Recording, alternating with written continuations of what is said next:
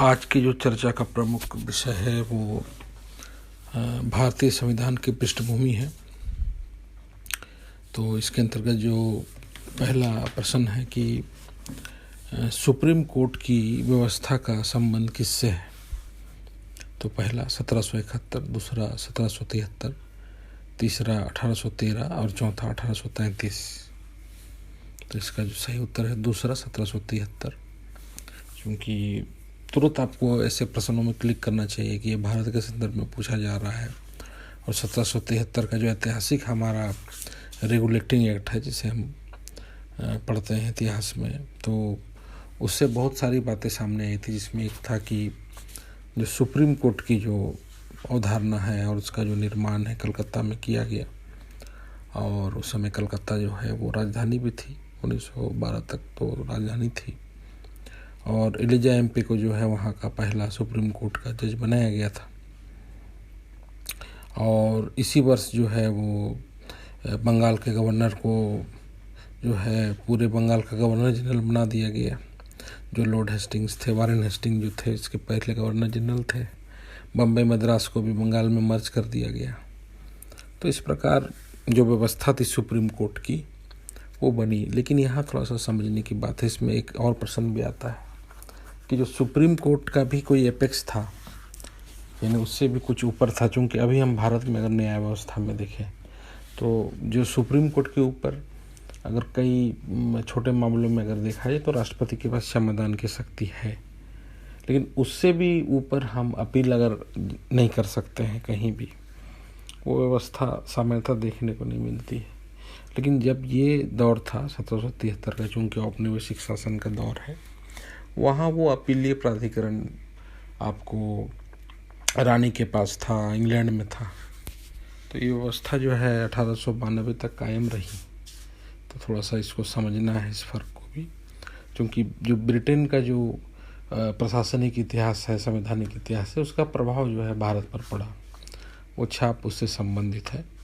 लेकिन इसके बाद भी जो बहुत से देसी तत्व हैं जिसे हमने ग्रहण किया, जो भारत के मूल में है, वो उसको इस बात से पृथक करती है। तो इसका जो दूसरा ऑप्शन है 1773 सही है। अगला प्रश्न है कि निम्नलिखित में से 1861 अधिनियम का भाग नहीं है कौन। निम्नलिखित में से कौन 1861 अधिनियम का भाग नहीं है। तो पहली बार गैर सरकारी सदस्यों में भारतीयों का मनोनयन, दूसरा पोर्टफोलियो प्रणाली, तीसरा सिविल सेवा की शुरुआत और चौथा विकेंद्रीकरण के तत्व। तो इसका जो है सही उत्तर है तीसरा, क्योंकि सिविल सेवा का जो शुरुआत है वो हम 1853 के अधिनियम में देखते हैं। अगर इसके उद्योग विकास को हम पढ़े तो वहाँ हम आसानी से समझ सकते हैं। पहली बार जो इससे बहुत प्रश्न आता है, क्योंकि ये जो पॉकेट है, आप अगर देखें संविधान की पृष्ठभूमि हो या भारतीय आधुनिक भारत का इतिहास हो या इससे संबंधित जी के प्रश्न है, तो ये तीनों पॉकेट में आपका ओवरलैप करता है। ये आपको तीनों जगह जो है काम आएगा। अगर आप इसे थोड़ा सा और विस्तृत करें तो पब्लिक एडमिनिस्ट्रेशन से भी आप जुड़ सकते हैं। तो ये पॉकेट जो है बहुत इम्पोर्टेंट है, वो किसी भी क्षेत्र में ये प्रश्न आ सकते हैं। तो ऐसे में इन सबों को जानना थोड़ा सा समझ के साथ, इसमें रटने की आपको आवश्यकता नहीं है कि आप समझ बनाए कि कैसे ग्रेजुअली जो है वो यूरोपीय तत्वों का प्रभाव भारत में पड़ रहा है। जो पहली बार गैर सरकारी सदस्य जो भारतीयों का मनोनयन है, क्योंकि आप देखिए कि 1857 से पहले भी क्रांति आई, उसके बाद भी व्यापक क्रांति है, तो उसमें जो ब्रिटिश सरकार की तरफ से जो है वो कुछ छूट दी गई और भारतीयों का मनोनयन किया गया। फिर पोर्टफोलियो प्रणाली है, जो आज हम देखते हैं कि मंत्री मंडल का निर्माण किया जाता है, विभाग दिए जाते हैं सबको। तो ये व्यवस्था वहाँ से आई और भी जिम्मेदारी तय की गई, और उसमें बहुत बार जो है वो भारतीयों को भी रखा गया। हम बाद में देखेंगे इसको कैसे 1946 के कैबिनेट मिशन में ये जो अंतरिम सरकार थी वो पूरी तरह भारतीय ही थे उसमें। फिर जो इसमें विकेंद्रीकरण के तत्व है, क्योंकि जो विकेंद्रीकरण के वो पूर्ण तत्व हैं, वो 1870 जो लॉर्ड मेयो के सन्स के काल से हमें मिलते हैं, लेकिन यहाँ से उसकी शुरुआत जो है बॉम्बे और मद्रास जो प्रेसिडेंसी है, जो रियासत है, वहाँ शुरू हो गई थी। आप कीजिए क्या कि एक मैप बनाइए, उसमें थोड़ा सा समझिए कि ब्रिटिश भारत जो प्रांत है उस समय से बम्बई, मद्रास है, बंगाल है, उसको पृथक कीजिए। देसी रियासत को वहाँ पृथक कीजिए, कुछ नॉन रेगुलेशन क्षेत्र है उसको पृथक कीजिए। तो इससे आपको चीज़ों को समझने में आसानी होगी। कभी कभी आप उसको खिचड़ी कर देते हैं तो समस्या हो जाती है, वहाँ समझ नहीं बन पाएगा आपको। और उसको इस नज़रिए से आप समझ के साथ पढ़ेंगे तो कभी भूल नहीं सकते। तो इसका जो सही उत्तर है वो 1853, जो तीसरा ऑप्शन है, सिविल सेवा की शुरुआत, जो गलत है। अगला प्रश्न है कि इनमें से गलत मिलान चुने। तो पहला 1909 अधिनियम, उसका मिलान है पृथक निर्वाचन मंडल। दूसरा 1919 अधिनियम, इसका मिलान है द्वैत शासन। तीसरा 1935 अधिनियम, जिसका मिलान है प्रांतीय स्वायत्तता। और चौथा 1938 अधिनियम, जिसका मिलान है द्वैत शासन का प्रांत में अंत। तो इसका जो सही उत्तर है वो चौथा है, चूँकि 1938 में इस प्रकार का कोई अधिनियम नहीं था कि द्वैत शासन का प्रांत में अंत किया जाए। 1935 में ये व्यवस्था जरूर थी, जब प्रांतीय स्वायत्तता लाई गई थी तो द्वैत शासन का अंत हो गया था। तो आप अगर थोड़ा सा इसमें, जैसा मैंने पहले बताया कि शब्दों को थोड़ा समझें आप। कभी कभी द्वैत शासन, द्विसदनीय, वो एक जैसा हो जाता है। जो पहला जो बात है कि 1909 में पृथक निर्वाचक मंडल है, तो जो निर्वाचक मंडल का जो आधार है वो पूरी तरह धार्मिक है, क्योंकि वो फूट डालो शासन करो की नीति थी। वो पढ़ें उसको कि मुस्लिम के लिए मुस्लिम ही कैंडिडेट रखा जाए उस क्षेत्र में। तो ये तो बड़ा दुविधा वाला बात है कि अगर आप कोई इस प्रकार से जातीय विभाजन करते हैं, आप भले ही मुस्लिम क्षेत्र को रिजर्व करें, लेकिन मुस्लिमों के लिए मुस्लिम करना वो एक प्रकार से बढ़ावा देता है। इसका फ़ायदा अंग्रेज़ों को मिला जब यहाँ दंगे हुए और पाकिस्तान आंदोलन हुआ, तो इसका फ़ायदा उनको बहुत मिला है। तो ये 1909 जो है बहुत सांप्रदायिक कानून था। 1919 में फिर द्वैत शासन, जैसा मैंने बताया कि द्वैत शासन में दो बातें, जो प्रांत में जो द्वैत शासन लाई गई वहाँ आरक्षित विषय और हस्तांतरित है। तो जो स्थानांतरित विषय है जिसको ट्रांसफ़र कर रहा है, तो वो अपने मंत्रिपरिषद के माध्यम से, चूँकि 1861 में वो मंत्रिपरिषद बना चुका था, तो उसके माध्यम से वो उसे निर्णय लेता है।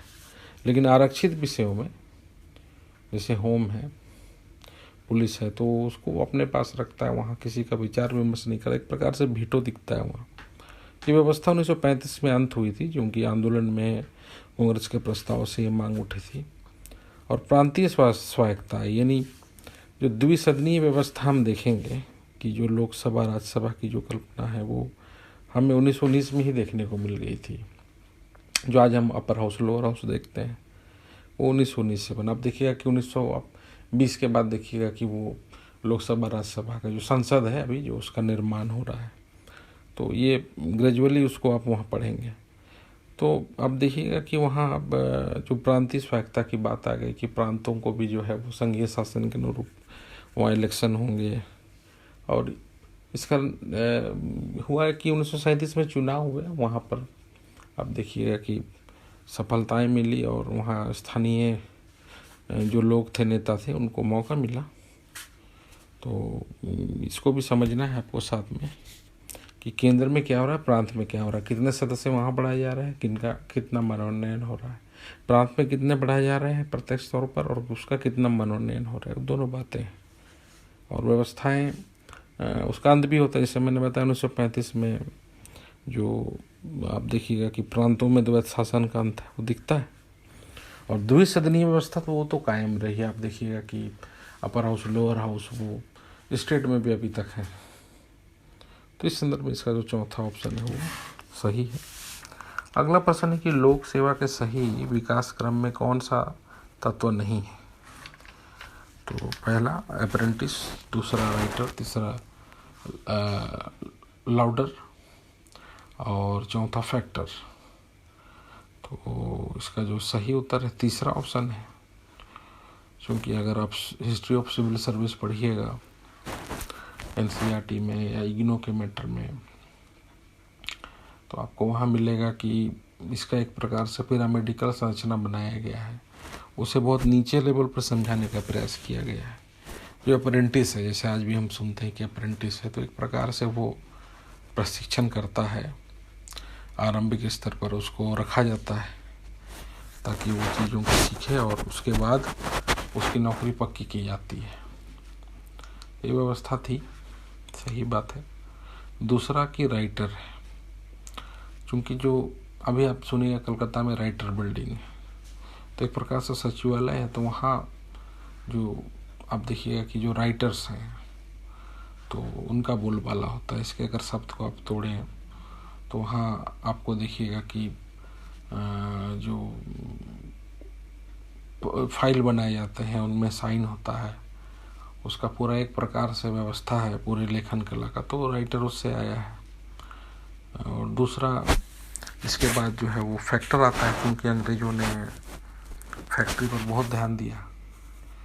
तो अंग्रेज़ों के जो फैक्ट्री थे वो उत्पादक स्थल नहीं थे, वो एक प्रकार से गोदाम थे। ये फ़र्क क्वेश्चन पे आता है कि मुग़ल काल के जो फैक्ट्री थे उत्पादक स्थल थे, लेकिन अंग्रेज़ों के जो फैक्ट्री थे वो गोदाम थे।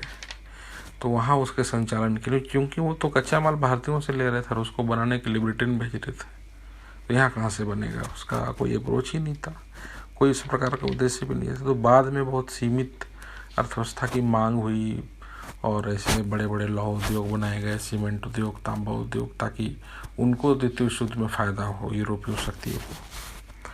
तो इसको भी थोड़ा सा आपको समझना है, पढ़ना है। तो फैक्ट्री को देखने वाला फैक्टर है, उसमें भी सीनियर जूनियर होता था, फिर जूनियर मर्चेंट है, फिर सीनियर मर्चेंट है। तो मर्चेंट यानी व्यापारी है, क्योंकि उसको बेचता था वो एक प्रकार से। तो ये व्यवस्था आई और फिर कन्वेंटेड सिविल सर्विस का दौर आया, जिसमें अनुबंध के आधार पे यहीं से लोगों को लिया गया। और जैसा मैंने बताया कि 1853 में जो इसके लिए कानून बनाया, इसका एग्ज़ाम होता था, और 1800 में लॉर्ड वेलेस्ली ने फोर्ट विलियम में जो है कलकत्ता में प्रशिक्षण इसका खोला। आप थोड़ा सा इससे पहले जाइए तो 1765 में आपको जो लोक सेवा शब्द देखने को मिलता है, और लॉर्ड कॉर्नवालिस ने सिविल सेवा को विस्तृत किया, इसलिए उसे जनक भी माना जाता है। लेकिन कोर्ट ऑफ डायरेक्टर जो था वो, उसको ये बात हजम नहीं हो रही थी कि कलकत्ता में जो सिविल सर्वेंट है उनका प्रशिक्षण बनाया जाए, तो उसने इसको रद्द करके 1806 में लंदन में हेलबेरी कॉलेज, जो ईस्ट इंडिया कंपनी कॉलेज था, वहाँ ट्रांसफ़र कर दिया, ताकि भारतीयों को बहुत दिक्कत हो और सिविल सर्विस में आए ही नहीं। तो एक प्रकार से ये जातीय मतलब संघर्ष कराना चाहते थे, वो एक वेद विभेद इस पर भी कर रहे थे। इस प्रकार हम पढ़ेंगे चीज़ों को, तो वहाँ समझना जरूरी है। तो इसका सही उत्तर है लाउडर, तीसरा। अगला प्रश्न है कि भारत में बजट की शुरुआत कब हुई? तो पहला 1753, दूसरा 1860, तीसरा 1870 और चौथा 1921। तो इसका जो दूसरा ऑप्शन है 1860। हम देखेंगे कि जो जेम्स विल्सन है उसके द्वारा जो है सबसे पहली बार 1860 में आया, क्योंकि वित्तीय पूंजीवाद का ये दौर है। आप जो भारत में जो वणिक काल है और पूंजीवाद के जो विभिन्न चरण हैं उसको समझना है, मेंस में भी, पीटी में भी। तो उस दिशा में जो 1860 का जो व्यवस्था है, बजट, आज भी जो हम बजट देखते हैं वो वहाँ से आरंभ की गई व्यवस्था है। और आप देखिएगा कि जो एकवट कमेटी बाद में 1921 में, उसने रेल बजट को वहाँ से अलग किया। और आज हम देखते हैं कि 2016 में इन दोनों बजट को मर्ज कर दिया गया, यानी 92 वर्ष के बाद। ये भी प्रश्न बन सकता है आपके लिए पीटी में, 92 वर्ष के बाद जो है, जो 1921 से चली आ रही थी व्यवस्था, वो 2016 में बंद हो जाती है। यानी जो अंतिम जो हमारे रेल मंत्री थे सुरेश प्रभु, उन्होंने जो है वो अंतिम रेल बजट दिया। तो यहाँ इसको जानने की बात है। और हम देखते हैं कि जो 1753 में से थोड़ा पहले जाएं तो वहाँ लेखा का जिक्र है। 1860 में बजट का जो चर्चा है, 1870 में विकेंद्रीकरण है। और जब 1929 में वैश्विक मंदी आई, अगर आप इसके इतिहास को पढ़ें तो उसका प्रभाव भी भारत में हमें देखने को मिल रहा है। यहाँ जो ऑसबर्न कमेटी आई तो उसने वित्तीय सुधार के बारे में बहुत रिकमेंडेशन दिया, तो उसी की देन है जो रिजर्व बैंक ऑफ इंडिया आप देखते हैं 1935 का, क्योंकि एक सशक्त बैंक चाहिए था इस मंदी से बचने के लिए। तो उसका प्रभाव भारत में सकारात्मक तौर पर पड़ा था, जो कि अनुकूल प्रभाव था इसका। तो ये जो बजट व्यवस्था है और भी सुदृढ़ होते गई। तो हिस्ट्री ऑफ बजट है and the gradual history of budget लैपकिंस का, अगर आप उसको पढ़िएगा भारत में तो वहाँ आपको ये चीज़ें मिलेंगी। तो इसका जो दूसरा ऑप्शन है 1860 वो सही है। अगला प्रश्न है कि निम्नलिखित में से कौन सा मौलिक अधिकार का उद्देश्य नहीं है। तो पहला, देश में अधिनायकवाद शासन को रोकना। दूसरा, राजनीतिक प्रजातंत्र की स्थापना। तीसरा, स्वतंत्रता की सुरक्षा। और चौथा, गारंटी रहित वातावरण। तो इसका जो सही है उत्तर बहुत आसान है, चौथा गारंटी रहित वातावरण है, क्योंकि शब्दों के आडंबर में अपना पड़े। अगर इसके इंग्लिश ट्रांसलेशन दिए हैं तो वहाँ भी उसको देखें, चीज़ें समझ में आएंगी। क्योंकि मौलिक अधिकार अपने आप में एक विस्तृत अवधारणा है, जो कि देश में जो अधिनायकवाद की जो स्थिति है, शासन व्यवस्था, उस पर रोक लगाती है, जैसा ब्रिटिश काल में ये हुआ था। और मूल अधिकार पर कई सारे मांगे हुई। आज भी हम देखें तो ये अधिनायकवाद कभी होता है तो वो मूल अधिकार हमें उससे बचाता है। दूसरा कि राजनीतिक प्रजातंत्र की स्थापना होती है। एक प्रकार से पॉलिटिकल डेमोक्रेसी हमें चाहिए भी, ताकि हम अच्छे शासक को चुने। तो यह हमारा अधिकार है, राइट टू वोट जो है। फिर स्वतंत्रता की सुरक्षा है, जो हमारा जो अपना हमारी आज़ादी है वो मौलिक अधिकार के माध्यम से सुरक्षित रहती है। और चौथी जो बात है कि गारंटी रहित वातावरण है। ये तो गारंटी सहित वातावरण है, क्योंकि सुप्रीम कोर्ट इसकी गारंटी लेता है। तो ये जो है ऑप्शन चौथा सही है संदर्भ में। अगला प्रश्न है कि तत्कालीन छोटा नागपुर झारखंड से कैबिनेट मिशन के संवैधानिक प्रतिनिधित्व किसने किया। तत्कालीन छोटा नागपुर झारखंड से कैबिनेट मिशन का संवैधानिक सभा में प्रतिनिधित्व किसने किया। तो जो कॉन्स्टिट्यूएंट असेंबली थी संविधान सभा, उसमें किसने प्रतिनिधित्व किया था। पहला सुशील वाघे, दूसरा बी लकड़ा, तीसरा बिरसा मुंडा, चौथा जयपाल सिंह। तो इसका आंसर है चौथा जयपाल सिंह। लेकिन बहुत लोग इस पर प्रश्न उठा सकते हैं कि जयपाल सिंह तो चुनाव हार गए थे। अब अगर देखिए कि 1946 में चुनाव हो गए थे, अंतरिम सरकार भी बनी थी, पंडित नेहरू के प्रधानमंत्री थे। लेकिन यहाँ बात है कि आप देखिएगा कि जो प्रांतों में चुनाव हुए वहाँ कांग्रेस को तो सफलता मिली, लेकिन जब जयपाल सिंह मुंडा खड़ा हुए तो वो डॉक्टर मित्रा से हार गए थे चुनाव। लेकिन सरकार ने उनका मनोनयन किया। वो नेहरू से काफ़ी करीबी थे, नेहरू के, और आदिवासी मामलों के जानकार भी थे, इसीलिए उससे मनोनीत किया गया। जबकि डॉक्टर मित्रा तो जीत कर जो है वो चुनाव में सफलता उन्होंने पाई थी। तो इसका जो सही उत्तर है वो इसका ऑप्शन जो है चौथा है, जयपाल सिंह। अगला प्रश्न है कि निम्नलिखित में से किस तत्व में गांधीवादी दर्शन देखने को नहीं मिलता है। तो पहला नीतिशक तत्व, दूसरा पृथक राष्ट्र का असमर्थन, तीसरा पंचायती राज, चौथा संरचनात्मक कार्य। तो ये जो दूसरा ऑप्शन है पृथक राष्ट्र का समर्थन, क्योंकि गांधी जी ने तो इसका समर्थन किया। जो पाकिस्तान राष्ट्र बन रहा था, जब संविधान सभा का चुनाव हुआ तो कैबिनेट मिशन ने प्रस्ताव दिया, माउंटबेटन आए, उन्होंने पहले जिन्ना से बात की। जिन्ना को वो समझ गए कि नहीं, वो बहुत हठधर्मी है और एक प्रकार से सांप्रदायिक शक्ति के रूप में भी स्थापित हो चुका था। तो वो अड़ा हुआ था, इस बात को समझा कि नहीं, अब जब तक पार्टीशन नहीं होगा तो हम जा नहीं सकते हैं, यानी इंग्लैंड जा नहीं सकता है भारत छोड़ के। तो एक बड़ी समस्या थी और इस पर एक चाल भी थी उनकी। तो वो किया क्या कि माउंटबेटन ने फिर गांधी से वार्ता की, फिर गांधी को मनाया और गांधी जी ने भारी हृदय से विभाजन को स्वीकार किया, लेकिन स्वीकार तो किया पृथक राष्ट्र को, तो उसका समर्थन था। और इसी मामले पर जो है वित्तीय लेन देन पर जो है जो उसका समझौता था, उस पर महात्मा गांधी जो है वो शहीद भी हुए। और उनके जो गांधीवादी दर्शन है वो नीति तत्वों में दिखते हैं, पंचायती राज में दिखते हैं, संरचनात्मक कार्य में तो पूरी तरह दिखते हैं, और पृथक राष्ट्र के समर्थन में भी दिखते हैं। यानी वो का चूँकि दिल बहुत बड़ा था, वो दुश्मन को भी जो है गले लगाना जानते थे, तो इस प्रकार के जितने भी पृथक मांगे थी उसको अलग रख कर जो है उस पर मुहर लगाते थे। और गांधी जी के प्रयास से ही बाद में नेहरू जी, पटेल ने विभाजन को माना, जिसका खामियाजा आज भी हम भुगत रहे हैं।